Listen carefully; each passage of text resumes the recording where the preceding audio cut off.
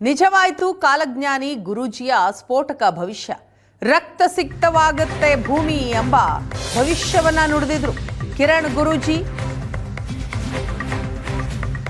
ರಕ್ತ ಸಿಕ್ತವಾಗುತ್ತದೆ ಭೂಮಿ. ತಾಳಿಕೋಟೆ ಯುದ್ಧದಂತಹ ಭೀತಿ ಕಾಡುವ ಮುನ್ಸೂಚನೆಯನ್ನ ಕೊಟ್ಟಿದ್ರು ಶ್ರೀಗಳು. ಈ ವರ್ಷದಲ್ಲಿ ಭಯಾನಕ ಯುದ್ಧ ಶತಸಿದ್ಧ ಅಂತಲೂ ಕೂಡ ಹೇಳಿದ್ರು ಗುರೂಜಿ. ಇಸ್ರೇಲ್, ಅಮೆರಿಕ, ಇರಾನ್ ಯುದ್ಧದ ರಕ್ತ ದೋಕುಳಿಯೇ ಇದಕ್ಕೆ ಸಾಕ್ಷಿ. ರಕ್ತ ಚಂದ್ರಗ್ರಹಣಕ್ಕೂ ರಕ್ತ ಸಿಕ್ತವಾದ ಈ ಯುದ್ಧ ಭೂಮಿಗೂ ನಂಟಿದೆಯಾ? ಪ್ರತಿಯೊಂದು ಭವಿಷ್ಯವಾಣಿ ನಿಜವಾಗ್ತಾ ಇರೋದೇ ಬಹಳ ರೋಚಕ. ಈ ಹಿಂದೆ ಜನವರಿಯಲ್ಲಿ ವರ್ಷದ ಭವಿಷ್ಯ ನಾವು ಹೇಳಬೇಕಾದಾಗ ಇವಾಗ ನಡೆದಿರುವಂತಹ ಪರಿಸ್ಥಿತಿಯನ್ನು ಅಚ್ಚುಕಟ್ಟಾಗಿ ಎಕ್ಸ್ಪ್ಲೇನ್ ಮಾಡ್ತೀವಿ.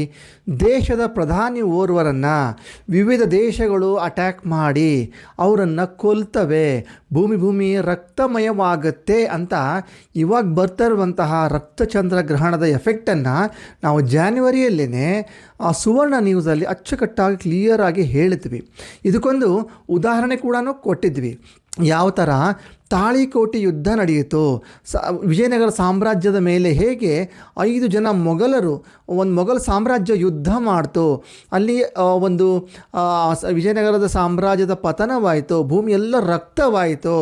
ಅದೇ ಥರ ಸಿಚುವೇಶನ್ನು ಇವಾಗ ನಮಗೆ ಬರುತ್ತೆ ಅಂತ ನಾವು ಸ್ಪಷ್ಟವಾಗಿ ಅದನ್ನು ಹೇಳಿದ್ವಿ. ಆ ಟೈಮಲ್ಲಿ ಕತ್ತಿ ಗುರಾಣಿ ಹಿಡ್ಕೊಂಡು ಫೈಟ್ ಮಾಡ್ತಾರೆ.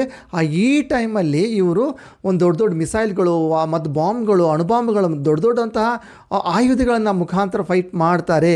ಆದರೆ ಎರಡೂ ಪರಿಸ್ಥಿತಿಯು ಒಂದೇ ಅಂತ ನಾವು ಕ್ಲಿಯರಾಗಿ ಇತಿಹಾಸದಲ್ಲಿ ನಡೆದಿರುವಂತಹ ಒಂದು ಸಂಗತಿಯನ್ನು ಎತ್ಕೊಂಡು ಇವಾಗ ನಡೀತಾ ಪ್ರಸಂಗಕ್ಕೆ ನಾವು ಹೋಲಿಕೆ ಮಾಡಿ ಸ್ಪಷ್ಟವಾಗಿ ನಾಳೆ ಬರುವಂತಹ ಚಂದ್ರಗ್ರಹಣದ ಎಫೆಕ್ಟನ್ನು ಫಲ ಇವಾಗ ನಾವು ಆವಾಗಲೇ ಹೇಳಿದ್ವಿ. ಇವಾಗೆಲ್ಲ ಚಾನಲ್ ನೋಡ್ಬೋದು. ಭೂಮಿ ರಕ್ತವಾಗಿದೆ, ರಕ್ತ ಚಂದ್ರಗ್ರಹಣದ ಎಫೆಕ್ಟ್ ಅಂತಲೇ ಎಲ್ಲರೂ ಎಪಿಸೋಡ್ ಮಾಡಿ ಬಿಡ್ತಾ ಇದ್ದಾರೆ. ಸೊ ಇದನ್ನು ನಾವು ಸ್ಪಷ್ಟವಾಗಿ ಸುವರ್ಣ ನ್ಯೂಸಲ್ಲಿ ಮೊದಲೇ ಹೇಳ್ತೀವಿ. ಸರ್ವೇ ಜನಾ ಸುಖಿನೋ ಭವಂತು.